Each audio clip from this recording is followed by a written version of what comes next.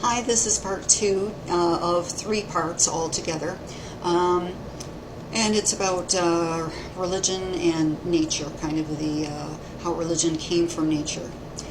So we'll start in with Christians celebrate Jesus' birth at Christmas time, and they celebrate the resurrection at Easter in springtime. So why at Easter along and not along with the sun? Because I talked about in the first one about December 21st through 25th. For 3 days the sun would stand still, and then on the 25th it would seem like it did, and the 25th it would start to rise, a resurrection. Well, simply, they didn't celebrate it then for a couple of reasons. One is because gods were known to have birthdays on December 25th. There's several of them that did. So, but the other thing is there's another resurrection that we'll talk about in a minute. Well, I guess I'll talk about it right now.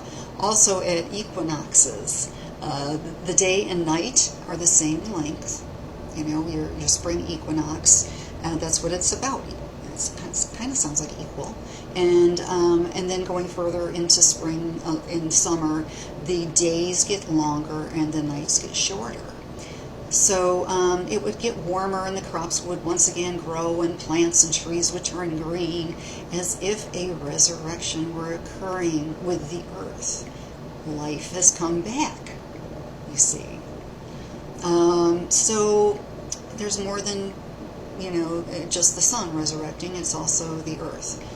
So ancient people assigned gods to various things in nature for the success of the crops, for instance, and to ward off whatever frightens them, because they didn't understand much. They had gods who mimicked the timeline of a growing season of 6 months and a death season of 6 months.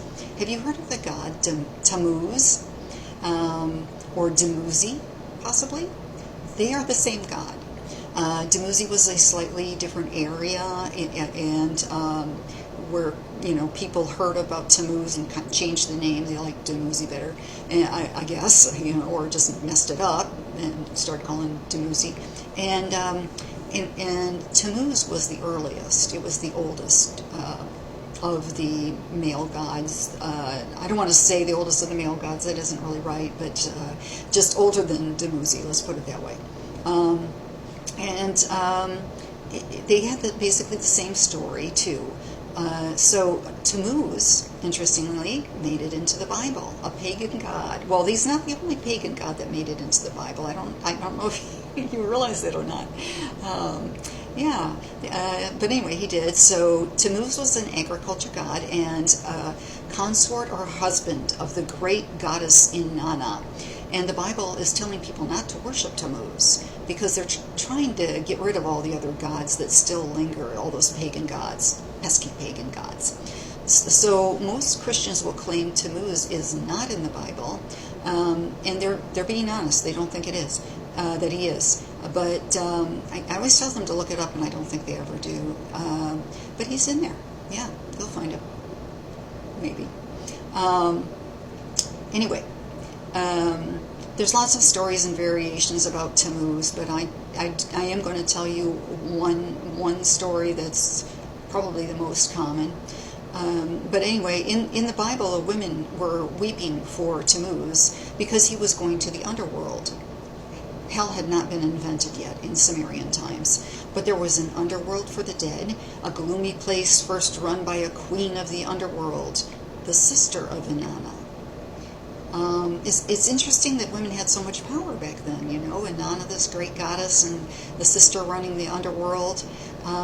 Women were goddesses for centuries because they were the creators of life, and it seemed kind of magical because they didn't understand it at first, of course. And then the men wanted to be gods too, and so they were written in as husbands or boyfriends who had some assignment in nature, like Tammuz being an agriculture god.